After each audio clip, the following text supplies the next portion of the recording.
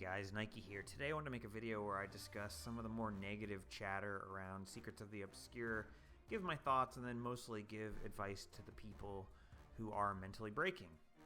As far as Soto goes, I think it's a better expansion overall than End of Dragons at launch. That might be controversial to you, but I think the product that shipped with Soto is a better product than what shipped with EOD. Big picture, I think the highs of EOD were higher, namely the Dragon's End meta, but the lows were lower, like New Kaineng City. Everything about it. For me, EOD felt lower budget, and there were a lot of cut corners and a lot of things, again, New Kaineng City, that felt like their ambitions overran their technical ability and their budget to deliver. As a result, the EOD maps mostly felt a bit cheap, unpolished, and uninspired, whereas the Soto maps are, in my personal opinion, a bit more grand and visually spectacular. As far as the story goes, I liked the Soto story a slight bit better because it felt like the player character was driving the story forward and less being led around by their allies or being on the plot conveyor belt. The EOD characters themselves were quite good, as were the Soto characters. The new side characters they've introduced are quite a bit more real feeling and nuanced than the legacy characters, and it was quite noticeable with both X-Packs when a new great character like Anka interacted with the end of, or with the with the Dragon's Watch clownish characters. With Soto, the only old character present was Zoja, and she is a lot less clownish than, say, Bram, so it didn't feel jarring having her in the story. As far as content goes, the only really good content that actually shipped with EOD was Dragon's End. The normal mode strikes were mid, which is the same as Soto, and having a few more mid strikes isn't a huge selling point to me. I only really care about the good stuff.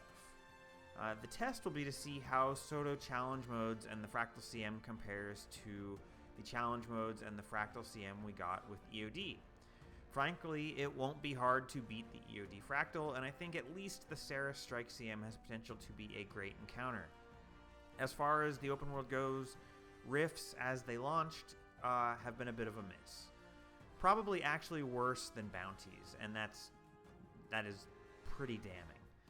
I think they will improve the system in the follow-up patches, but I'm strictly judging it right now purely as it shipped. It's not a great feature. As far as some of the systems reworks, I will touch on that a little bit.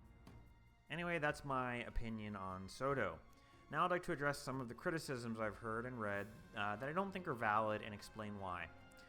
So before I do, I'm going to state my hypothesis on where this criticism is coming from first, because I don't want it to be a mystery, and I don't want any dopey comments where people misunderstand the point I'm making.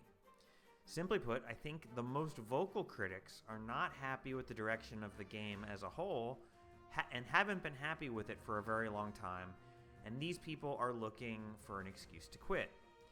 These unfortunates, however, do not have the willpower to quit a game that no longer brings them joy, so they stew in their resentment and lash out at the game whenever possible. On a subconscious level, these players want to quit. They are not having fun, but they don't want to feel like a weirdo who's quitting when everyone else is having fun, so they are extra vocal with their criticisms in order to contribute to a general negative vibe, because then they can create an I'm quitting echo chamber, and then they can conscience-free quit and still feel like they are the fish swimming with the school, rather than swimming alone at sea, which is, very scary. I'll be blunt, the Wizard's Vault is a strict upgrade over the old daily system.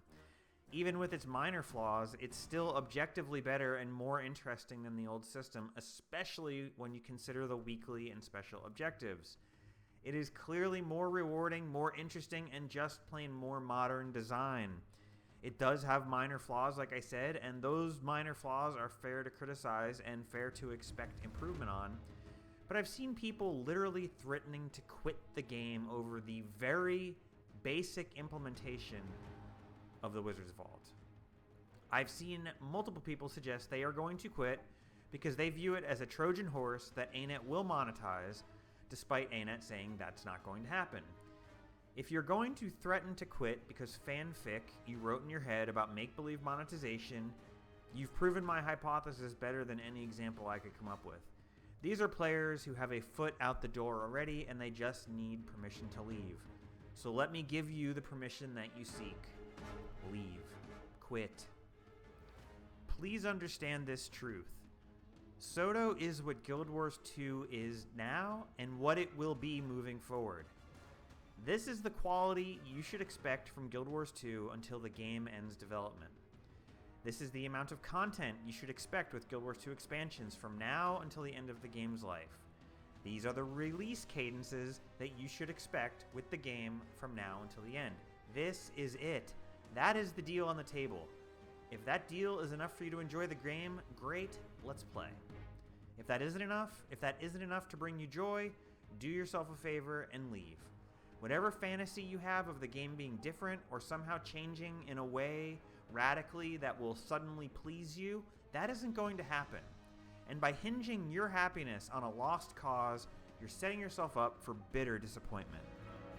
If you still have these forlorn hopes, you have not processed your grief with the game. There was a time early in HOT when the sky was the limit with the game. It was fair and probably correct at the time to have high hopes. And it was correct to be upset when the game took a turn away from it. But having high hopes of a radical shift now, today, in 2023, that's unrealistic and not productive, and you're living in fantasy land. I've mentioned this on stream and on Tea Time podcast, but I don't think I've ever said it here on my YouTube channel. At the end of the stages of gaming grief, there are only two doors. Once you've been through angry, bargaining, coping, sad, crying, there are only two options at the end. You can get to the end and realize the game as it is not enough and not joyful for you, and you can walk through the door on the left and leave.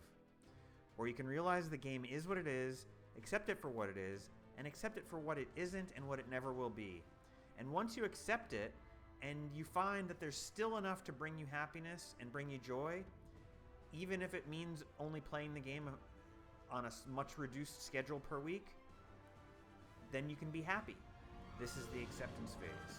It is MMO enlightenment. When you're in the acceptance phase, you're happy for whatever comes, and you're unconcerned about what does not come. Acceptance phase gamers don't need the game to be anything other than what it is to be happy.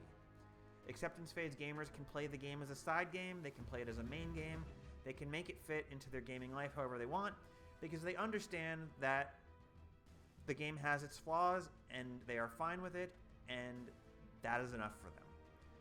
I should stress that either of these options is fine, and I strongly encourage anyone to join the acceptance phase. It's great here. But I also respect anyone who concludes that the game isn't for them and decides it's time to move on. If you're not having fun, you're not having fun. These are both valid and personal choices based on an honest appraisal and self-evaluation. The position I don't respect are the people who refuse to make a choice. These people are locked in the doom phase.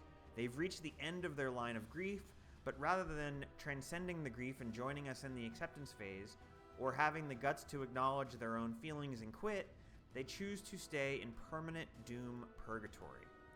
They stand forever in front of the two doors, throwing fits, crying about it in stream chats, making angry Reddit and forum posts, and generally being a toxic presence in the community. They are living in a personal hell of their own making because they cannot process the fact that they aren't getting what they can't have, and they don't like being told no. These people are a detriment to the community because as other gamers make their own personal journey towards either door, the doomers try to entrap them in the purgatory with them. They are in misery, and as the saying goes, misery loves company.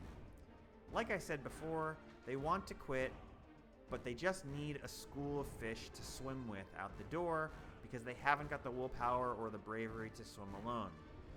But the problem is many of these low-life doomers entrap people who might have reached acceptance and bring them into doom with them. They are a blight on the community. If you are one of these doomers, take my advice. Put on your big boy pants and quit. Don't wait for your favorite streamer to quit. Don't wait for another game to come out and steal you. Just have the guts to do it now. Do us a favor. Acceptance gamers don't want to hear your pathetic cries and complaints. New players and players moving towards transcendence are actively harmed by you. Acknowledge that and just go. I want you to be happy, and you aren't happy here and now. Acknowledge it and act on it. Or transcend and join us in acceptance. Anyway, guys, that's it for me. I'm going to leave the conversation there. I'm sure you'll have a lot to say about that in the comments below. Thanks for watching again, and I will see you guys next time with some spicy content.